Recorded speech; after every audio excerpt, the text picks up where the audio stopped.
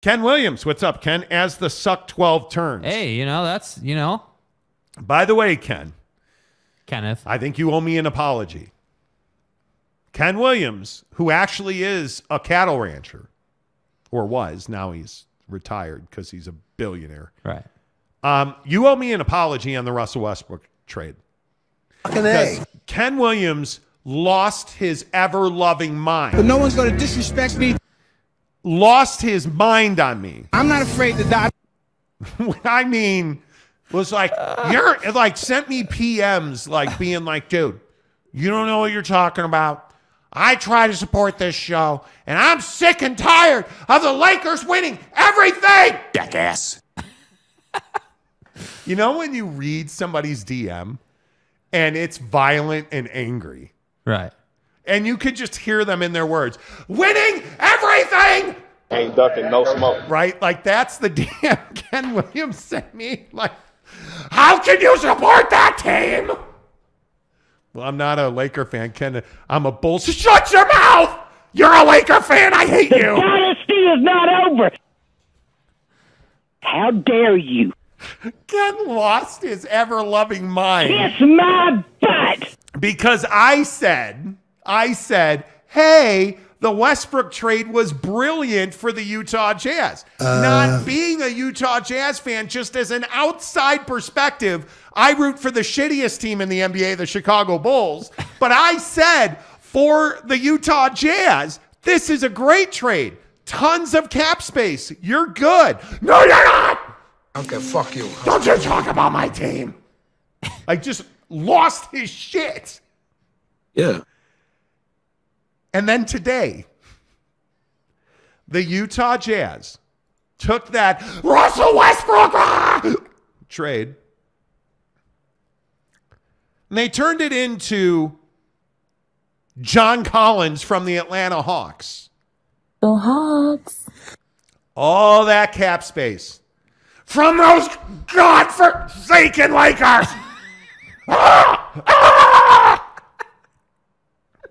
All that cap space. My word. All of it is now being used for John Collins. Bet you weren't expecting this one. I need to fix Now, my headphones. I don't know. Should probably drink some water, Hey, too.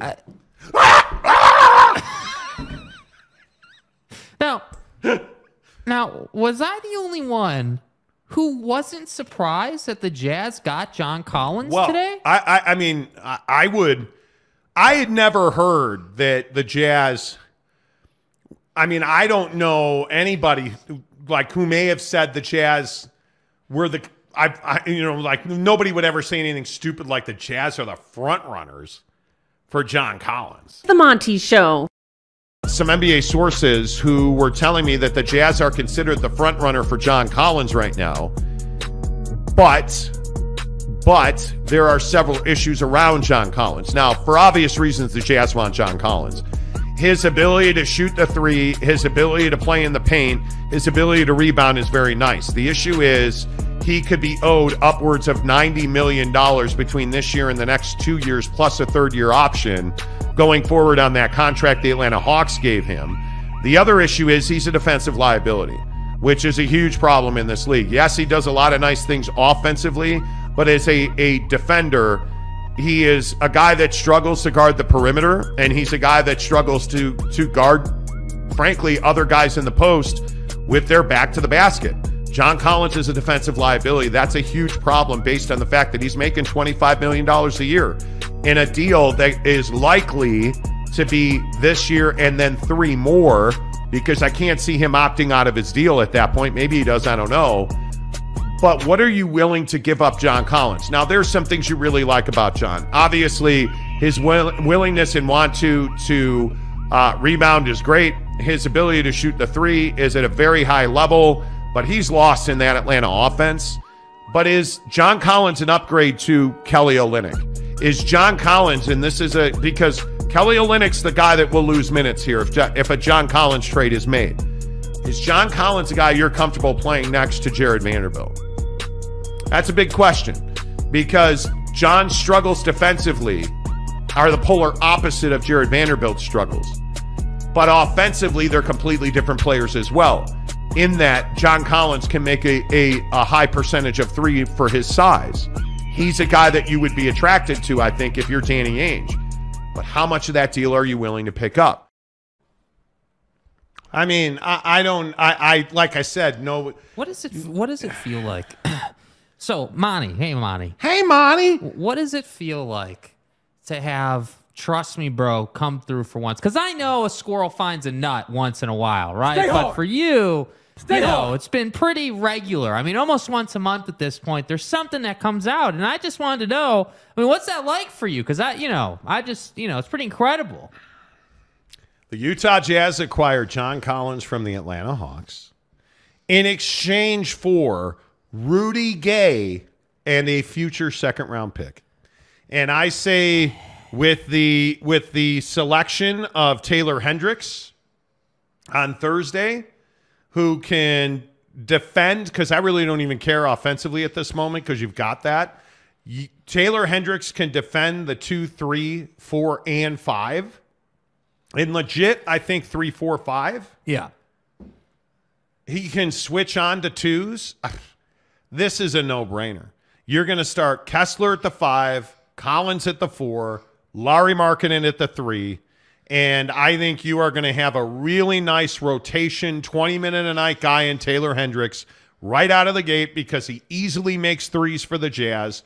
Jake, I don't know what you don't like about this deal. Yeah, I mean, I think it's exactly what you would have wanted value-wise if you are the Utah Jazz. And I think that Danny Ainge, once again, is showing that he's an expert in waiting people out, sweating people out, like not overpaying for something at all. I mean, again, John Collins was somebody who was commanding multiple draft picks and commanding a player to go with that. And, you gave up a guy that you didn't like in Rudy Gay in a second-round pick? That's it? Wait, is that the actual trade? It's wild. It is insane to me that Danny Ainge woke up today and said, boy, Monday, June 26th feels like a good day to go out and Ainge some more people. It's incredible, bro. But I think that's the part that you have to talk about here is that this deal works on many levels. One, the Atlanta Hawks, I think it's really important to understand their piece in this deal. They had held John Collins at an exorbitant price tag. One that at the deadline you couldn't make. They were asking for multiple first-round picks and a player. Ridiculous. Last December, we were hearing, as obviously as we told you on December 1st, the Jazz are the leaders for John Collins. John's from Utah originally. I mean, it's a perfect fit. Power forward's a huge hole on this roster. It's everything that you like. Danny wasn't going to pay that price. As the summer went on, Danny refused to pay that price. But now things change because what else did you get in the last year? Well, you got a new collective bargaining agreement and luxury tax aprons that are layered, and the Hawks need to get under that luxury tax apron because they're not winning. They've got to re-sign guys. They've got 3 key players, including DeJounte Murray, that's up for an extension. You got to make a decision on Trae Young. You need financial flexibility. What does that do? Pushes the price tag on John Collins down because they needed to move that contract. Right. It was a bad deal when he signed it. I think all of us knew that. The Jazz win and win big, but the Hawks didn't lose here. You gave up John Collins, but you got a world of financial freedom. You're under the luxury tax apron.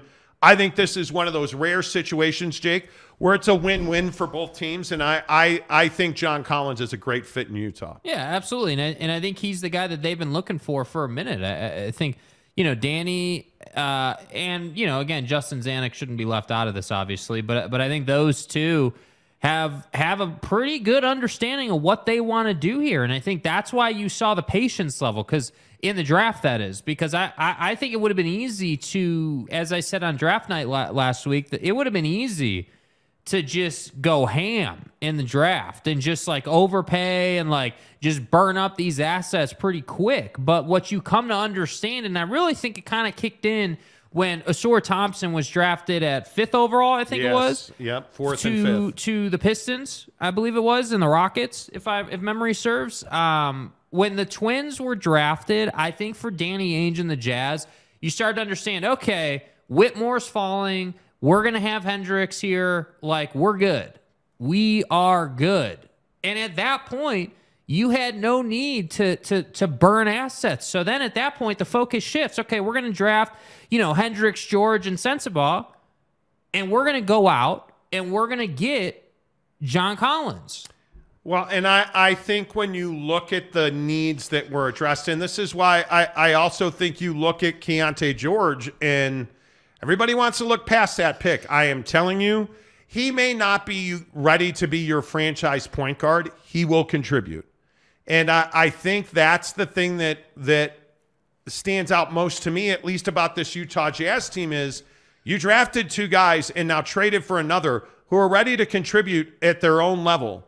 I think you look at John Collins, his defense has got to improve. Period, point blank. He is not a good defender away from the basket. You have got to grow his defensive ability. You look at Taylor Hendricks, he is ready to compete right now at the NBA level defensively. He is fantastic in pick and roll and switches, and he shoots the 3 at an easy, comfortable, high level.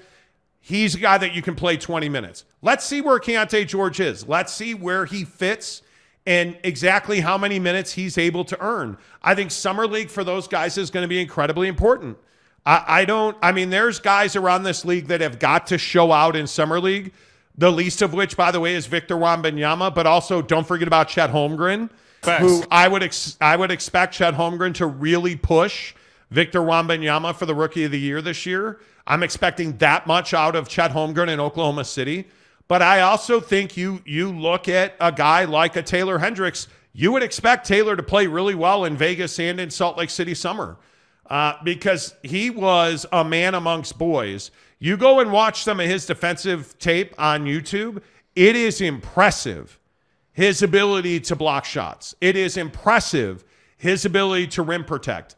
It is impressive, his ability to move his feet and flip his hips in pick and rolls. And you add John Collins now, and when John Collins gets into a Terrence Mann matchup, think about that. Go back to Rudy Gobert with the Jazz. Go back to Rudy against the Dallas Mavericks. If Taylor Hendricks is on that team, Rudy Gobert is not a liability because he wouldn't have been in the game. Right. Because you'd have been playing Taylor Hendricks in those odd matchups against the Clippers and the Mavs. Yeah. And unfortunately, you can't go back and rewrite history. But you can see that Danny Ainge has set this roster up now to be bigger and better and stronger defensively. Now he's got to go fill the skill positions, the guards. I think he needs depth. Obviously, at the point guard position, you probably need 3 more, I think, including a starter. But I also think you need 3 wings on this team. You are still short, in my opinion. You need a big growth spurt from Ochai Agbaji, no doubt about that, a big growth spurt. But I think you also need to add more talent at the 2 and 3. That's where your needs are. And I would not be married to any of these cap holds that Jazz currently have, the Talon Horton Tuckers, or let them walk away, dude. I would absolutely let them walk away because I don't think that you need those guys to contribute at a high level for you to be successful. Yeah, no, I absolutely agree. And I think this is the genius of Danny Ainge built teams. I mean, he understands how to balance the draft and going out and making trades, or, basically the way I like to say it is he understands how to leverage a draft plus other transactions, whether that be the buyout market, free agency, trades, whatever the case may be. He understands how to leverage that. And I think, you begin to understand, like I look at the Naz Reid thing in Minnesota, and am I the only one looking at that? If I'm Danny Ainge saying, hey, there might be some opportunity there. I mean, yet again, they've extended another big.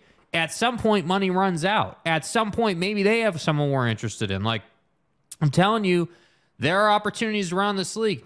Anybody who thinks that there is not opportunity in New Orleans with the Zion Williamson situation, not that I'm not saying the Jazz should go get Zion, but I'm saying as a byproduct of Zion's, injury history and off the court stuff right now, there could be some opportunity on that roster to go out and nab a guy, go out and get a guy. So that's what I'm saying. There's opportunity around the league, and I would not at all expect the Jazz to be done working this roster and massaging this roster, because the fact is you have to be a mid-table playoff team this year if you're going to stay on track with the build. Yep, let's get some of your comments. John Bolster gives us $5 to say, what do you think about Keontae George in the draft? Well, as I said, I think he gives you some unknown depth. I'm a huge believer in the guy. I am. I'm a huge believer. I'm somebody that thinks that he can contribute rotational minutes. Is he a number one right now? He's not. He's not a number one. But he's a guy who's shown you he's got a high level of compete. I like his body. But we've got to figure out how much upside exactly is there. Well, I think, if you're a stats guy, you're just looking at numbers, which I'm not a huge stats guy, but if we're just looking at stats, I mean, what you like is, again, at the college level, he's giving you 15 points a game. The shooting percentages are solid, for where he's at in his development. 37% from the field isn't great, but I like the 33% from three. That tells me he's comfortable enough from three to develop into 36 or 37%. Probably never going to be like a 39, 40% guy, but 37% from three in the league is respectable, and you can work with that. The one that troubles me the most, though, and this is what tells me his mechanics are struggling, is the free throw percentage. Only being a 79% free throw shooter for a guard-ish player is not acceptable. That's not going to be good enough. The thing that worries you about Keontae George is shot selection. And I just want to see better decision-making. He is, I think, I worry a little bit about the body athletically, but scores tend to come in all shapes and sizes. He's a bucket getter. But his shot selection is a little, I want to see good efficiency. If he becomes an efficient player, now you're in trouble with this guy because he is going to beat you in a bunch of different ways. But I love the fact that he is quicker and stronger than the guys that he competed against. I love the fact that he has no fear. He can get to the rim. He can pull up. But sometimes he becomes a shooting volume guy, and I don't always love that about him. I don't. Velocity gives us $10. What do you guys think of the Bryce Sensabaugh? Do you think Bryce Sensabaugh will be on the roster next season? I don't know. Offensively, I'm not worried about him at all. I just don't know that he's capable defensively in the NBA, period. That is as plain as I can put it. And my guess is he's going to have to compete at the G League level, right, to improve defensively. Because if you're a mid-table, if you're a 6, 7, 8 team, like it's a little scary. Like he has a great body. He is a weapon offensively. Yeah, I mean, there's not a number on his stat sheet you don't like. Right. He's 16 points, 5.5 boards, 83% free throw shooter. Offensively, the guy can absolutely get buckets. Yeah. Defensively, he is not shown in the. This is the thing that bothers me. Sensabaugh has not shown a lot of want to defensively. He has trouble staying what they call connected to his assignments.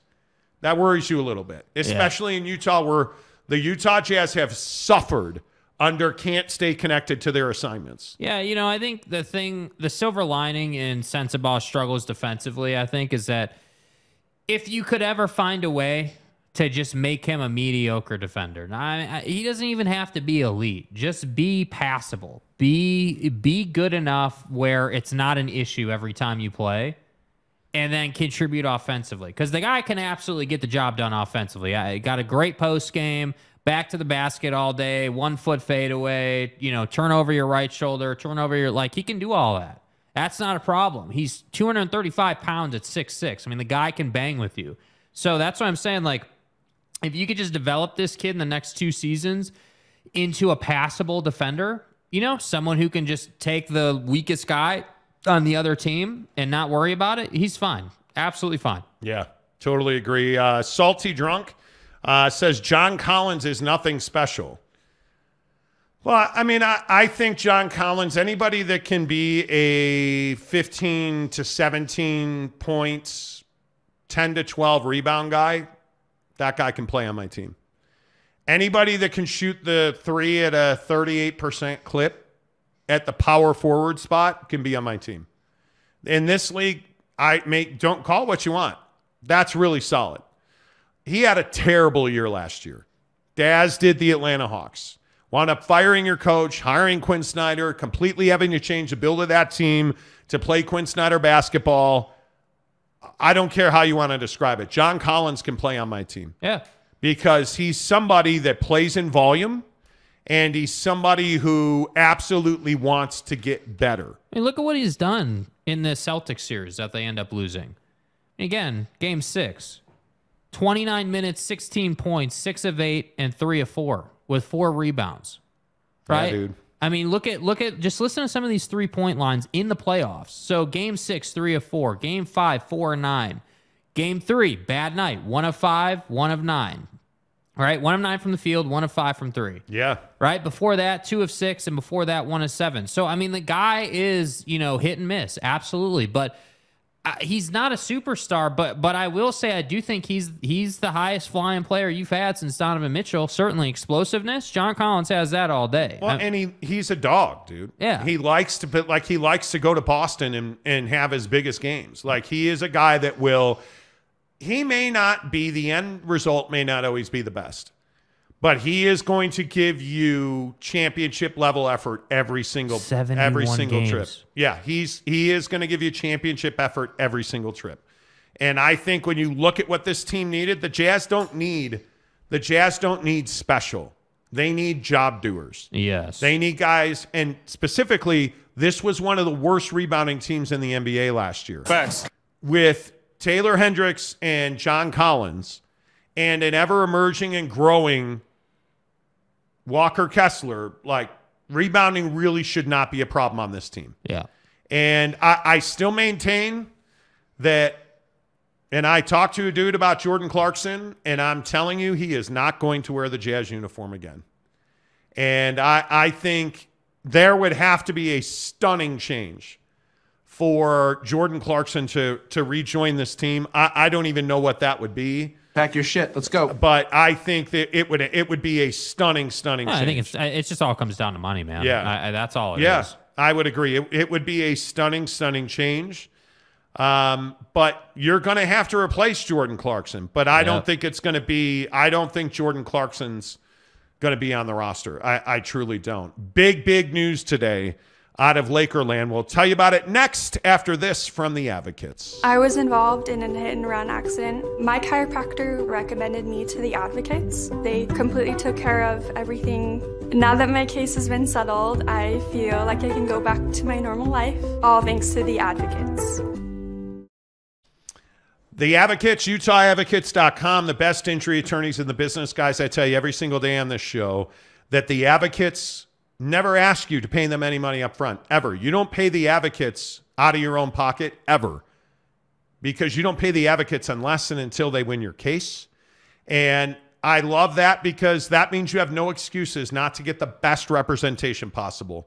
If you got hurt at work today, if you were in a car accident over the weekend, if you got hit while you were riding your bike, if you have been injured, you need somebody who can do the job for you because your insurance company isn't doing that. Insurance, you pay them every month, and when you need them most, they're going to fight for what's best for them, not for you. You need an advocate, somebody that'll fight for you. You need to be able to think about, hey, how am I going to get healthy? Hey, what do I need to do to protect my family? The Advocates are going to battle your insurance company. The Advocates are going to get you the absolute positive best outcome financially so that you can worry about getting healthy, getting back to the best version of you. TheAdvocates.com, UtahAdvocates.com. Chat with an attorney live online right now. Make sure you tell me you heard about it. On the Monty Show, Ken Williams says you would think as many lottery picks OKC has had, they would have won. Well, but you've also had a lot of injuries. And I think that this is a really critical year for OKC. I mean, it is, there's no more time to kind of play around. Chet's got to have a year because you have a lot invested in that kid. Chet Holmgren's exactly what that club was missing last year. Yep. And while I don't think that the expectation should have been previously that they would win a championship, I would expect them to be in the top half of the Western Conference. In fact, I would tell you I would have expected them by now to be a top 5 team. But if Chet comes back, and by all accounts, He is healthy. He looks really good. He has been in their facility every single day, 5 to 6 days a week, the exact same time every single day. Working out, getting better, getting healthy. Like, he is doing what needs to be done to put himself in the exact place so that OKC can count on him. And if you stick Chet into that lineup and Josh Giddey, and the thing that worries you is this FIBA tournament, that's a lot of basketball. It's a lot of basketball. Guys like Victor Wembanyama are not playing at FIBA because they know it's a lot of basketball. So it'll be interesting to see, like, this is the Chris Middleton story with the Bucks. And I know everybody knows this, but he's coming out of the Olympic cycle. Yeah. And he's had the knee injuries. He's had the wrist injuries. He's had these little nagging injuries because Father Time's undefeated. Yep. So you look at somebody like Chet. Chet hasn't played a lot of games, unfortunately, because of the injury. Now you need him to play volume. But you really want Josh Giddey playing in the FIBA tournament. That makes me a little nervous. That makes me a little nervous. But anyway, having said all that, with the talent that the Williamses and the SGAs and the Giddies and now the Chets, and if you can just stay healthy for 75 games this year, there's no reason that can't be a top 5 team in the West. Yep. There's no reason. There's no more excuses, no more bullshit, no more Chet's back. It's time to start kicking ass. Yep. The expectation now should be they compete for home court advantage in the first round of the playoffs. Yeah. That's what the expectation should be. Yeah. Absolutely. You know, like that Absolutely. is, to me, that's a big one. Let's see. Chet or wet banana, Saul Goodman says. I think Chet's got a chance to unseat Victor Wembanyama for the Rookie of the Year. Yeah, I mean, I think Chet has the skill set. You know, I've always been a big Chet believer, but now I got to see, can you stay healthy? I mean, I know that was kind of a freak injury with LeBron and you know, just how that whole was thing it a happened. freak injury? I kind of feel like it was a freak injury. I mean, how many times when you're playing basketball, especially at the level these guys play at, do you get bumped? Like, I mean, it's not like LeBron posterized them. They bumped each other. But you don't play against the physical specimens that you get in the NBA. The mid-table guy. Think of a mid-table forward, a Jeremy Grant, just think of your Walker Kessler rim runner. Mitchell Robinson. How many of those guys are in college? How many of those guys are in Overtime Elite? G League Ignite? None of them. How many of those guys, how many of those guys did Chet see at Gonzaga? Yeah. Fucking none of them. That's part of the problem playing in the WCC. You don't see those guys. You don't see the Sensabaugh. You don't see the Scotty Barnes. The Scotty Barnes, the Taylor Hendricks at Evan UCF. Mobley. You don't see those guys. So now all of a sudden, 100-pound fettuccine noodle, Chet Holmgren, is running down in a pickup game, shoulder to shoulder with LeBron James, who bumps him, and he broke his foot. Do you really? And again, I'm not trying to go down this road because I know it pisses a bunch of people off, but do you really think that Victor Wembanyama is getting through this year unscathed? You know. I'd be surprised if he played 50 games. Yeah. That'd be shocking if he played 50 games. No, I don't care that certain people, and they all are complete assholes, that want to retweet these videos of Victor missing every jump shot in a photo op. It's embarrassing, dude. It was embarrassing. It's embarrassing. That doesn't mean the kid can't play. Never said he couldn't play. I think what it tells you is, and did you guys see that? Victor Wembanyama was doing a photo shoot. And they just were having him play essentially around the world at the top of the key and just throwing up jump shots, bricked every single shot, an air ball, in fact, in one of them, and bricked all of them. Didn't make a single shot. I don't think he made a single shot. I don't know if he did or not, but in the video he didn't. In the video, he did not make a single shot. He didn't. And everybody's like, he's a bust. Fuck off. It's a nothing photo shoot. I'm not saying dude's a bust. I'm saying that it's reflective of his 29% shooting percentage. I mean, that's just as simple as it is. It's reflective of the fact that you have to understand, and Shaq went through the same thing. A basketball in this kid's hands feels like a tennis ball, dude. Like, imagine trying to shoot a tennis ball from the 3-point line. I mean, that's what you're talking about. And imagine trying to do that over a guy like Chet who's got a full year on you of building his body. Or imagine trying to do that over a Joel Embiid or a Giannis Antetokounmpo. Think about your best 4s and 5s. Yeah. He's gonna have a tough time. And that's why I said everybody assumes he'll win the Rookie of the Year. Now, I assume Chet Holmgren's going to win the Rookie of the Year. That's what I think. I think that's the case. War Room says, what's up, y'all? What's up? Salty, of course, says Chet will light it up this season. Dude, if he stays healthy, I think he will. Yeah, I agree. Doug Hamilton, my guy with a great comment. Go back to the beginning of the show. Tanner Plummer says, smart move from VW not to play FIBA. Agreed. Salty Drunk says, you guys don't get what it means for Australians to represent their country. But I guess we also don't get what it means for a guy like Josh Giddey to collect a massive paycheck. Josh Giddey is in the most important stretch of his professional career. Yep. But not close. There's not a conversation. There's not an argument. If Josh Giddey does not take a significant jump forward this season in the NBA, he's just going to he's going to have the career that Joe Ingles had. Yeah. Very. He'll just be a contributor. Yeah. Because now he's got a hell of a lot more competition on that roster.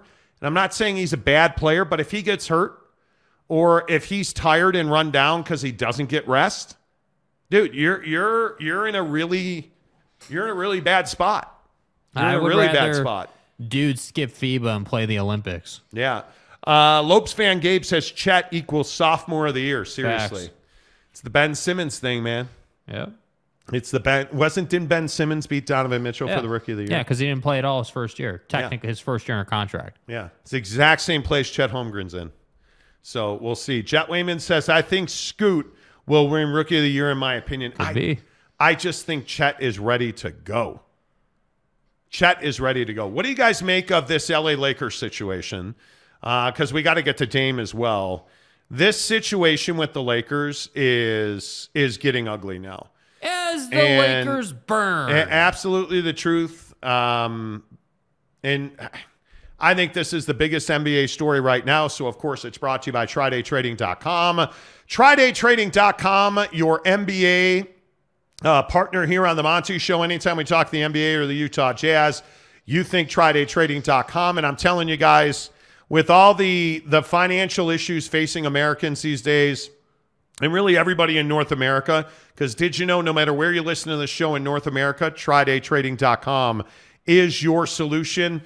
We have a lot of issues, whether it's real estate, and I know there's a lot of people who are grinding to afford their first home, and it's expensive. You're probably into it for $500,000, depending on where you listen to this show. TryDayTrading.com can absolutely get you your first home, because whether you do it part-time and you make $200, $300, $400 a day, automated, because you understand with TryDayTrading.com, you're not sitting in front of a computer making trades all day long. You understand that they give you the skill set, the ability, the know-how, the process, the algorithm to program so that you can set it at 6 in the morning. You're going to sit down for half an hour, 45 minutes, an hour, and you're going to set and automate all your trades. You're going to go to work. While you're making your money at your full-time job, you're making hundreds of dollars a day as a day trader with TryDayTrading.com. Because when you go through the TryDayTrading.com program, you own your own business.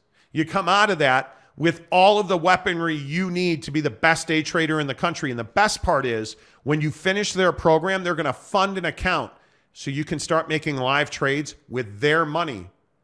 When you make money with their money, you keep 80% of the profit. That's how confident they are that they at TryDayTrading.com can make you an awesome day trader. Do it for $200, $300, $400 a day as a part-time side hustle. Do it full-time and make $1,000 a day. Day traders that come out of the TryDayTrading.com program make $1,000 a day. And there are some that make far more than that. It's just about your motor and what you need financially. They're going to teach you how to reach that goal. So buy a house, buy that new car, make your car payment, make your mortgage payment every single day at TryDayTrading.com/Monty. All you have to do is go sign up for a $10 30-day free trial membership. You pay the $10 as a charitable donation, they're going to give you a 30-day trial membership. Tax write-off in the $10 donation and the trial membership. That's all it takes is a $10 charitable donation. And you don't get some of the program. In that 30 days, you get the entire program. Everything. The coaching, the processes, the systems, the education to become a prolific day trader. $10, 30-day trial membership, TryDayTrading.com. Let's talk LA Laker basketball because this is an incredible story. Now, obviously, this is sourced information, but I read a big, deep dive into the Laker roster, and today, sources are saying that LeBron James is done with Anthony Davis in Los Angeles. He apparently played hurt for a majority of last season, which I think all of us knew watching LeBron. Yeah. But he was frustrated at the lack of Anthony Davis's availability at times. He is frustrated that you couldn't count on Anthony Davis, and he is done and would like the Lakers to move on from AD. Jake, if you're the Lakers, do you do that? Yeah, I mean, I think that, any team, any major market team has to move on from a guy that's only going to play 40 games if you're lucky. I mean, that's just the reality of the situation. And furthermore, and the bigger issue to me is that the dude didn't show up when it mattered most. Anthony Davis didn't show up for you. He was very inconsistent, and he'd fall on the floor and you'd wonder if he's out for the season. So to me, yeah, if I'm Rob Pelinka, I'm moving this guy because I do think coming off that playoff run, he's got value. Absolutely, he's got value. Is he known as an injury-plagued player? Yeah, absolutely. But that doesn't mean that you can't trade the guy and maybe get draft capital, maybe get a player in return that you can work with, whatever the case may be. And I think this Austin Reeves situation is connected to the Anthony Davis situation. You're going to have to pay Austin Reeves a lot of money to keep him because he's earned that value. He's earned that contract through his play. So I'm prioritizing Austin Reeves over Anthony Davis, absolutely, because I don't think that Anthony Davis, as he ages, he's not going to get healthier. That's not going to change. Father Time's undefeated. I don't know that he needs to get healthier. Well, I think, by the way, I would also remind people that Anthony Davis was a little better than just some pile of crap. He was actually pretty damn good during the playoffs. I think that's the frustrating part for LeBron is that their road was much longer because Anthony Davis wasn't available during the regular season. And I think when you start looking at Anthony Davis's numbers, I think it is pretty remarkable that he put up 17-40 in game one against Denver, at Denver, 18, 28, and 21. And they don't win the Golden State series without him. Right? I mean, is that something we can all agree on? Yeah. So this guy performs. The issue is, and I think this is what you're saying, the issue is there's no reason to expect he will be on the floor more as his career goes on. Yeah. There's not, I mean, what I think they need to think long and hard about that. I think it is very difficult to trade a guy who puts up the playoff numbers are, that's what's hard to give up on. When you look at this guy and you look at the way that he has performed, especially for the Lakers in the postseason, they won a championship with this guy hitting a huge three. I mean, he is not, it's not that he's been terrible. The issue is he's played 62, 36, 40, and 56. He's never played a full 82 for them. Not close to a full 82. But his numbers have been pretty dang good. 26, 21, 23, and 26. I mean, in 56 games, he shot 56%, 26% from three, and he scored 26 points a game. He is arguably a top 10 player in the NBA when he's healthy. Yeah, that doesn't mean you shouldn't trade him, though. I think he performed. He had a nice, that 40-point game, his performance in the Golden State series, absolutely. But ultimately, it's not enough. It's just not enough. And I think, there were a lot of times in the playoff run where he was playing hurt, walking around, limping around. Like, I don't know. He's just not a power player. Yeah, can he fill up a stat sheet? Yeah, he can, because he's gifted and he has size. Absolutely. But I don't know. I would trade him. That's my opinion. Can you make a case to keep him? Sure. But I don't want to hear about, oh, he's hurt, so they're struggling. I'm not disagreeing with you that they should trade him. What I'm saying is, let's not write this cat off like he's Zion Williamson. This is one of the best players in the NBA.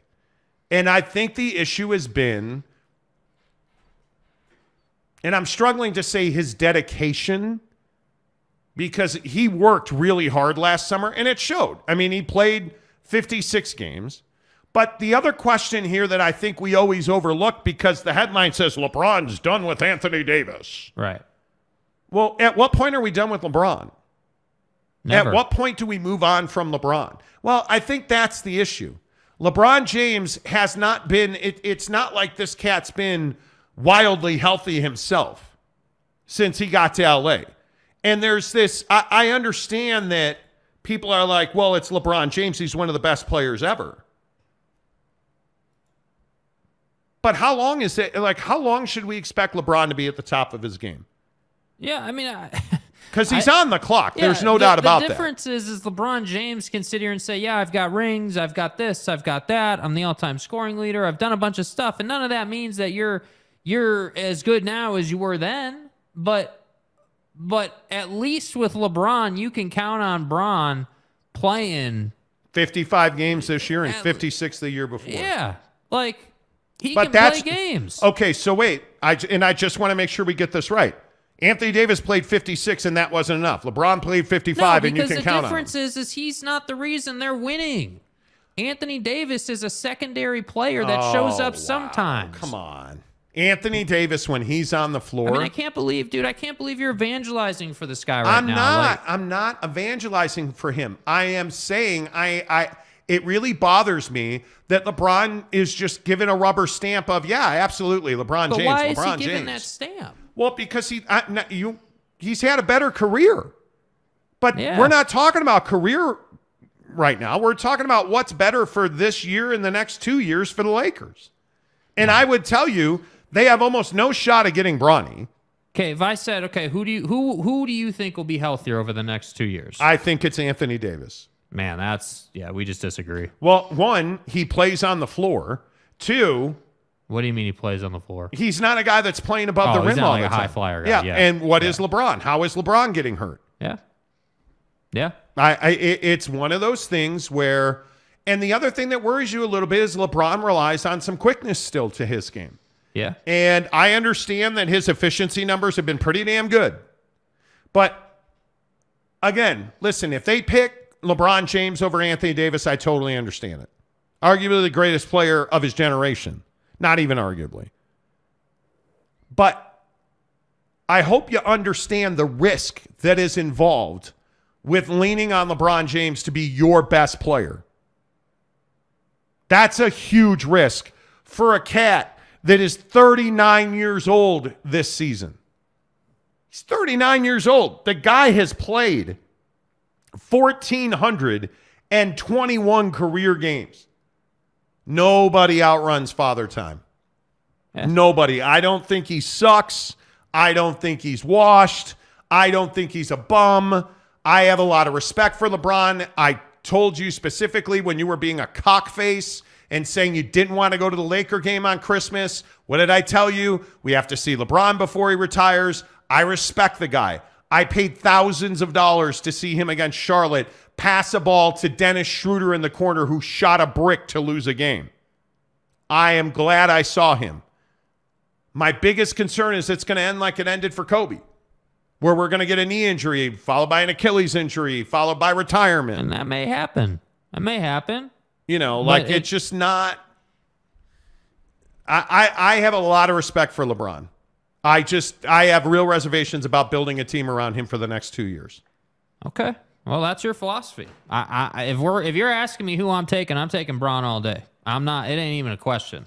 What do you do? What do you do a year from now when Bronny's not on the Lakers? I don't know. I don't know. I mean, but I think the problem with that question is the Lakers don't operate in 2-year windows. They're now and that's it. They've always been that way. But how do you, if you are LeBron, because he's stated his goal is to play with Bronny. Yeah, I agree with that. Yep. So I'm going to commit to a guy who's probably going to go sign a contract somewhere else. That's a little troubling for me. Because I don't know how you get your hands on Bronny. Yeah, I would never commit to Anthony Davis. I just don't think he's ever shown to be. Yeah, he hit that shot, and he was a huge reason why they won that championship in the bubble. And I'm not someone who couches the bubble championship. I think it's as legit as any championship there is. But I just don't think, dude, if we're gonna sit here and question building a team around Bron, there's no way you can't question building a team around Anthony Davis. You just can't. It just doesn't. I don't even. Again, I'm not arguing that with you, and I'm not arguing with you not to. I'm not. I'm telling you, I think they are in a real predicament. I don't know how you. I don't know what you do. Yeah. I really don't know what you do. Salty says Lakers do nothing until they get past the LeBron era. It's a case of tail wagging the dog. I don't even disagree with that. And I look at a lot of this stuff, and I just don't know. I don't know how you fix them. What do you mean the Lakers do nothing until they get past LeBron? They just went to the Western Conference Finals. Right, but it was not even close. Like they were not even in the same. Come on now, they were not even in the same. But is that what we're talking about? Yes, like we're because and I know the Lakers don't compete for Western Conference Finals appearances. Right, they don't. That's why Frank Vogel got fired. They compete for championships. And when you look at the situation and you start to understand that you're going to pay this guy, what is it, $48 million this year? And next year he's on an option? Fuck. Like, I'm going to pay you $48 million. You're probably walking away so you can play with your kid. Yeah. Because Bronny's probably going to be a top 15 pick. Yeah, I don't disagree with the Bronny angle. I don't disagree with that. Hey, probably shouldn't commit to Bron because he wants to play with Bronny. Okay, fine. That's fine. If I were the Lakers, I'd want an extension right now. Well, because you're going to wind up paying him. It's probably an average. I'd have to look it up to be accurate, but I think it's probably an average about $50 million a season. Yeah. So give me a 3-year deal, and I'll give you $110 million. Yeah, it's 47.5 this year, 51.4 next year. Dude. And he's probably going to walk away after this season. Yeah. Because it's a player option. Yeah, it's a player right? option it's for a player 24, option. 25, yeah. It's a player option because he wants to play with Bronny. Yeah. And I don't know. Yeah, I don't know how you fix that. Maury says, how much time is on LeBron's deal? Does he finish it out and then take the vet minimum to play with Bronny? I don't think he would take the vet minimum, but he's got this coming year, and then he's got a player option. Yeah. So I don't know. The Lakers are in a really tough spot because I also look at their cap, and my internet is just crawling right now. But I look at their salary cap, and I just don't see how you change again. I mean, they're on the apron, and it's guys like, I mean, you're gonna wind up losing Mo Bamba and Malik Beasley and Shaq Harris, and like, do you just let D'Angelo Russell walk away? Yeah, I don't see how you don't. Free agency starts Sunday, I guess. Like, you're just good. You're gonna have to. What do you do with Austin Reeves? Pay him. You're gonna have to pay him. But Rui Hachimura, can you afford both of them? I don't know. Can you make a trade for Anthony Davis, who's gonna make $40 million? That's what I mean. $40 million for Anthony Davis, and he is dude. That's a huge number. And then he's got a player option for 43.2 next year. You and I both know he ain't turning that down. You're going to have to trade him somewhere where he can get an extension. Yeah. And yeah, I think the Lakers are in a terrible spot if they don't make a significant change. That's all I'm going to say. Like, the Max Christies and the Jared Vanderbilts are meaningless. Because if your top 3 guys do not come back, You're going to have to really work around some issues with LeBron and with LeBron. I mean, your total cap right now is $223 million. That is way over. God damn. Yeah, that's way over. So you're going to have to rework some of that. It'll be interesting to see exactly how all that plays out. We'll see. Michael Peck says Davis to Golden State for Draymond. Draymond's going back to Golden. Bro. You punched that kid in the face, and then they traded him. Yeah. Then you walk away from him? That'd be gangster. I'll drop that mother. You punched him in the fucking face. They trade him, and then you go to the Lakers. Can you imagine that? Yeah, that's rough. Oh, my God. Rough. OG Gary says, shout out to Mo Bamba. Yeah. Jake's like, yeah, I'm not even going to try and find that one. The Nye guys, screw the Lakers. Let them bottom feed for a few years. Shout out to Mo Bamba. They have had their time. Good riddance. So much hate for the Lakers, dude. Yeah, I get it. I don't hate the Lakers. I think I've turned into a player. The problem's going to be if Devin Booker goes there, because that's my dude. Let's be honest. Stay hard. Like, I love that dude. Yeah. What happens if he goes to the Lakers? Then I'm a Laker fan. Yeah. There's no doubt, because what's good for Devin Booker is good for me. I don't care what anyone says. You watch the Lakers. Whether you hate the Lakers or you like them, you watch them. Yes, you do. I don't care what anyone says, Yes, you dude. do. That's exactly right. Let's see. Court McMullen. What's up, Court? Send Davis to the T-Wolves to play alongside Gobert and Towns. Why not? Exactly. Tom Dean. The Lakers need a bucked-up buckshot. Yes, they do. Yes, they do. They need a bucked-up buckshot. No doubt about that. The Lakers are not in a bad place. Don't get me wrong. They are not in a bad place. It's simply a matter of the decisions they make. And we'll see how that works. Ken Williams, sometimes the system helps guys that don't excel in certain systems. Hardy will get more out of Collins. Yeah, I agree. Collins needs a change of scenery. Collins needs development. He is DeAndre Ayton defensively, but worse. Like, he's just not. I don't even know how you. Like, the guy has no footwork. Yeah. And he is not a good instinctual defensive player. Like Taylor Hendricks, you don't have to teach him defense. He can feel the flow of a game. Like when you play basketball, and you guys probably think, oh, look, fat ass, you don't play basketball. Hey, Mont, when's the last time you drug your fat ass on a basketball court? Well, when I used to drag my athletic, thin, lean build onto a basketball court. Well, you bench. I used to play pretty good defense because you can feel the flow of the game. You can feel it. You can feel when picks are. You should be able to feel when a pick is coming. You should be able to feel like what the switches are, right? John Collins doesn't do that. John Collins has no idea how to read whether a guy's going to pump fake or go to the basket or shoot. So he consistently leaves his feet at the perimeter and gives up layups. Like, it's just, It's Rudy Gobert. It's Rudy Gobert all over again. Maury Alvarez says, and Book is the sex machine. Yes, he is. Yep. Yes, he is. There is no doubt about that. OG Gary, every hater a closet Laker fan. Yeah, that's what I'm saying, dude. And if they ain't hating, you're doing something wrong. Travis Garlock, Jazz should have drafted JHS. I mean, do you care to? I have no idea who that is. No idea. LOL, Timberwolves front office is nuts. Jalen Hood Schifino, who Lakers allegedly drafted to replace Reeves if they can't resign him. Okay. The thing that makes me crazy about this is, how do you complain even a little bit about the Jazz draft? Like, I don't know what more they could have done. Yeah.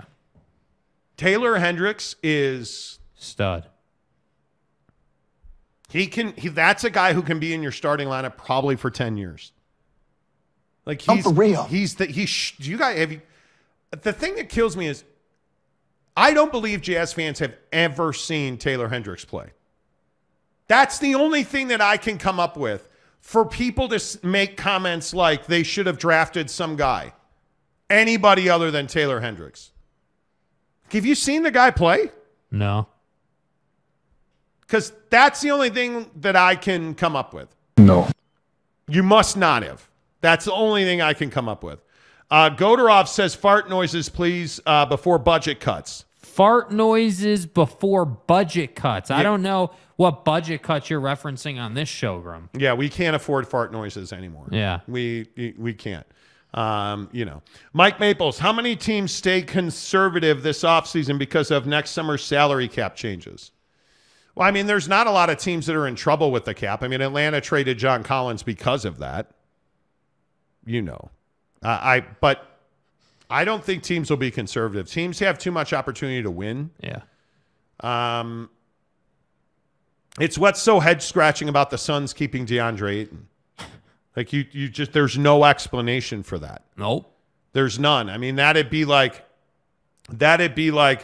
going anywhere for pizza that isn't Papa Murphy's pizza. At Papa Murphy's, we do more than just pizza. We do meatballs and marinara. Papa Murphy's does meatballs? Oh, I think you mean I do the meatballs and marinara? And how do you do it, Dad? How do I do it? How do I do it?